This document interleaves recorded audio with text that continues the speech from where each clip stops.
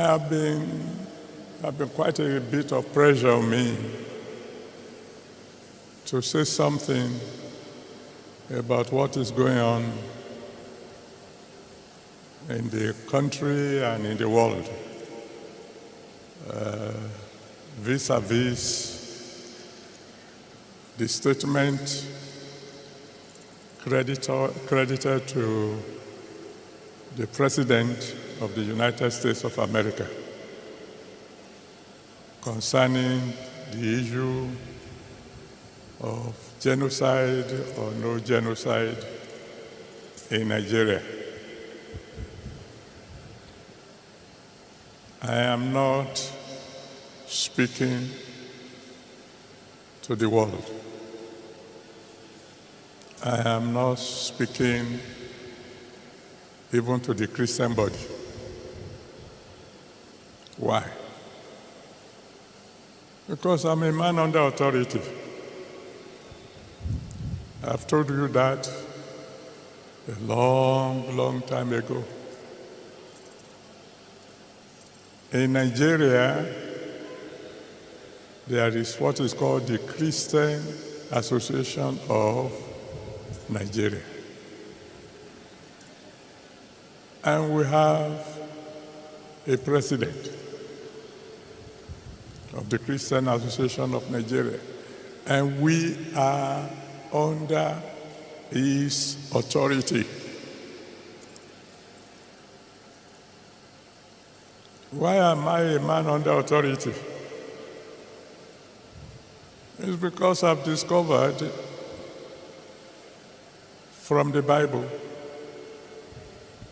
that a man, no matter his stature, who is not under authority, cannot cast out a demon. He can't. If he's not under authority and he's saying, demon, go, and it looks to you as if the demon has gone,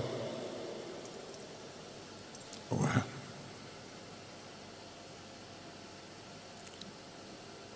since I was born, I had carried placards only twice. First time, 1964, as a student at the University of Nigeria, Nsukka, Enugu campus. I protested, I went on procession because the people who organized the protests are radicals. And if they say we are going on a procession and you don't join them, they come and meet you in your room in the hostel, and God have mercy on you. So, even though I didn't quite agree with what they are protesting about, Nsukka is a bit far from Ifewara. And I went to study, not to have my head broken. So when they said we'll go, I said, yes, here we go. The second time ever was some years ago, when the CAN president at that time said all churches should protest around the streets where their churches are, protesting against killings going on in Nigeria, particularly against Christians. On that day, on the Sunday that he said we should go out, I went out around Ebute Metta It was in the news. If you go into the archive, you see the television people. I think they came specially to cover me. And the focus of my placard, if I know a time like this will come, maybe I would have I would have kept a video. On my placard, I wrote, "Every soul is precious to God." That's what's in my own placard, and I carried it myself. Every soul is precious to who? To God. Christian souls, Muslim souls, even enemy souls. That's what I believe then. That's what I believe now. Because every soul you kill, for whatever reason,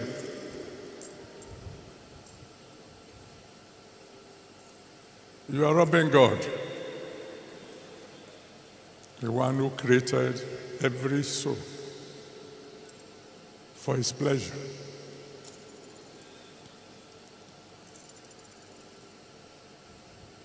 And until the president of Cannes says something about the issue that is going on, I will not be talking. What do you mean you will not be talking? I mean, I won't be talking to the people outside. There's nothing wrong in me talking to my own children.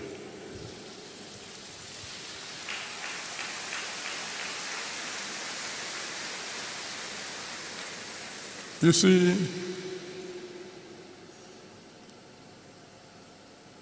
there was a time in Nigeria when Christians and Muslims were living together in harmony. Is that correct? In my family, my elder sister was married to a Muslim. My father was a Christian, my mother was a Christian, but one of my sisters was married to a Muslim. The name in Yoruba, I don't know how they call it in the real Muslim something. His name was Adiatu. And so in my family, up to today, I have cousins whose name is Rasak. I have people who call Musili, whatever they call it, in the correct something, and so on and so forth.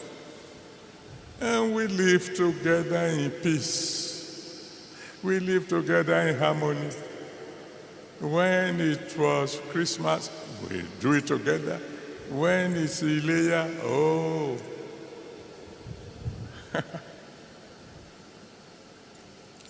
I had an uncle who loved me very well. And I tell you, anytime it was fasting time, I fasted. Not like him, oh.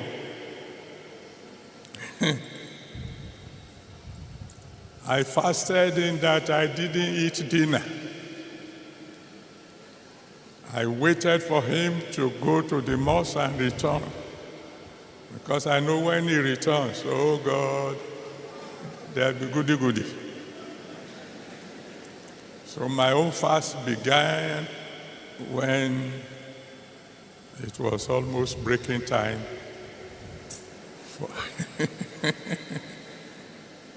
And I'm telling you, that man loved me like nobody else, even though my name is Enoch. He will wake me up in the night when they are finished preparing pounded yam, and we ate sari together. That didn't stop me from breakfast when going to school.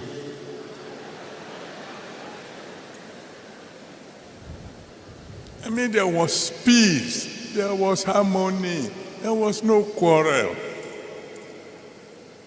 Until some crazy people just decided to introduce religion into politics.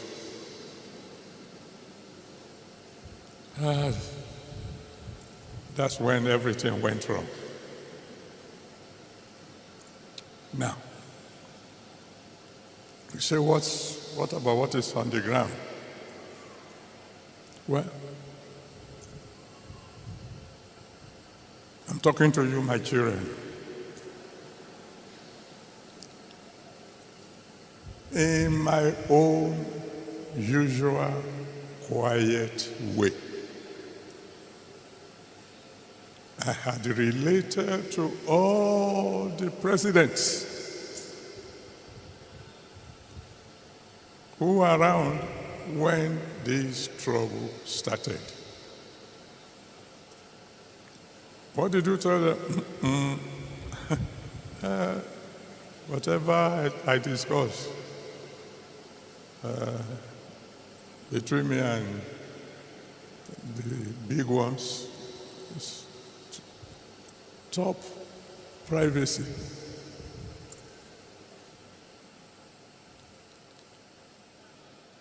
I have done my best, quietly, behind the scene. But as I've always told you, you can only advise the commander-in-chief. You can't command him. Because if you command the commander-in-chief, then you become the commander of the commander-in-chief. That doesn't make sense. But I've tried. And God is my witness.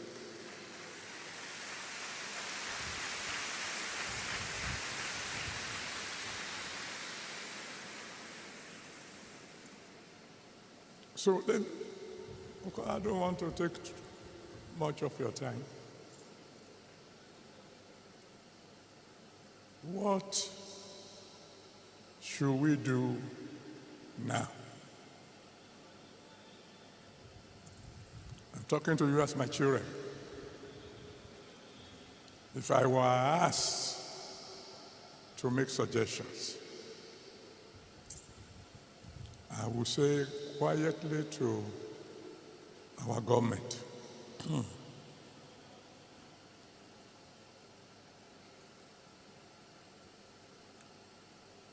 move fast.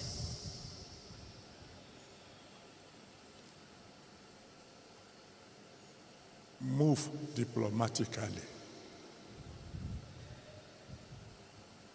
Move wisely.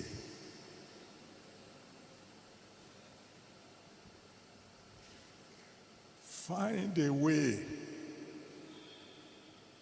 to convince the President of America to please delay his actions for about 100 days.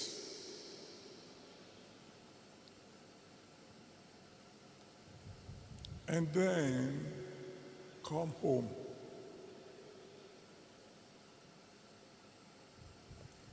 And tell our security chiefs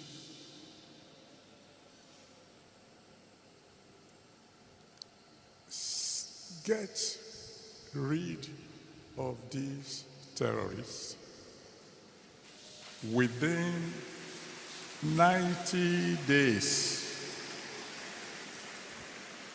or resign.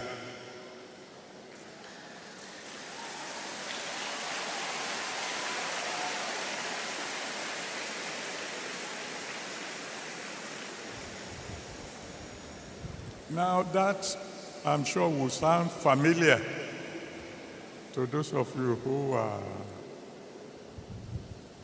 have been following situation in Nigeria. There was a president, unfortunately, he's dead now, that's Buhari, who issued such an order. Some of you will remember. Who called the service chief together and said, I give you 3 months. Get rid of all these Boko Haram people or resign. He's not around to tell you who gave him that advice. He ran with that advice, but he didn't follow it through. Because he gave the order as the commander-in-chief of the armed forces. But, and amid the security operatives moved fast. But 3 months went, and the work was not done. So I went to see him. It was in the news, so this time somehow the press got to know that I visited him. Of course, they were not there when we talked. And unfortunately, like I said, he's not alive now. Or else I would have asked you to go and ask him. Sir, why didn't you follow through? Because when 3 months passed and the work wasn't done,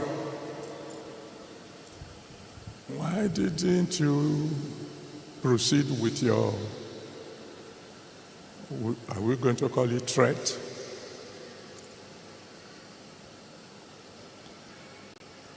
I won't tell you the details, but one thing came out of that meeting.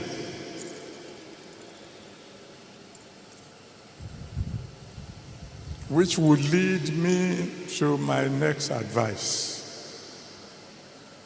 to our government. In case there's any of you who can get across to them.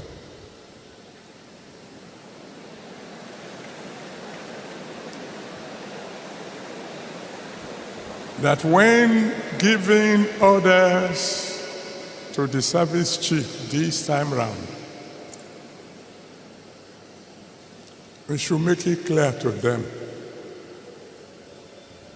that they are not only to eliminate the terrorists, they should eliminate their sponsors.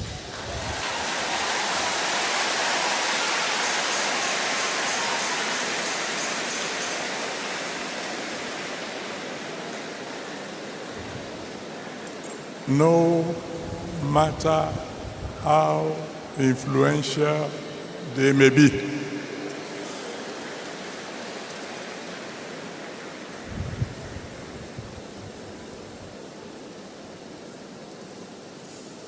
When I say my people, when I say our leaders should move fast, move diplomatically. They have to be and move wisely. They must take note of the fact that if America should attack us, China is not coming to defend us. Russia will not come to defend us. All the so-called world leaders, they will talk. They will condemn what America had done in strongest terms. But that's all they will do. Oh. That's all. Britain is not going to come and help us. No foreign or no other foreign powers will come to our aid. This is not the time for joking. This is not the time for grammar. This is not the time for, I don't know a simple word for semantics. It's not the time when you begin to argue. Is it, what do you call it? Suicide, or what are they calling it? What's the language?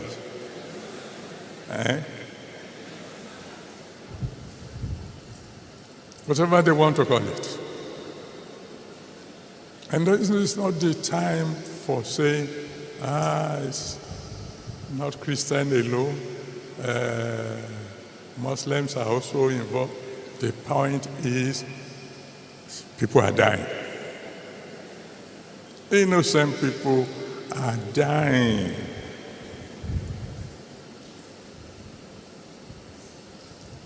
I almost spoke last month when I heard the speech of my in-law, the president. When I heard the speech, particularly that section that spoke about security, and you can go and listen to it again, where I heard him say, all is well now, that displaced people have returned to their villages, and I almost spoke, I almost said, the one who wrote that speech for my president, my in-law, does not like him.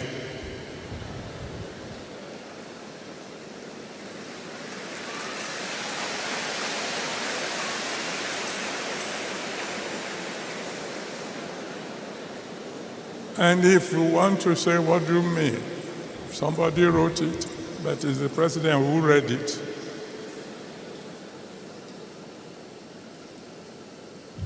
Didn't he read it before he read it? Well, if you put it that way, then my conclusion will be there are several people around my beloved in-law who are not telling him the truth.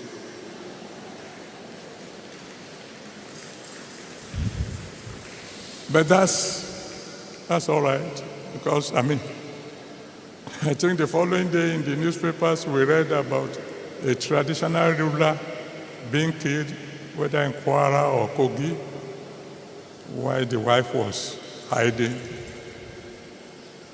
somewhere in the house. It is not the time for apportioning blames. Our president inherited this problem. It started before him. And in any case, I am an applied mathematician. I am more interested, just get the problem solved. That's all.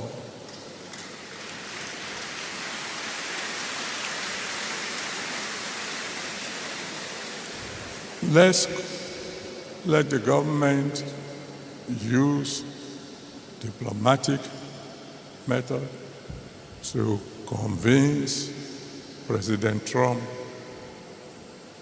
to give us 100 days of grace. Call our service chiefs. Fortunately, they are new. Perform within 3 months or resign.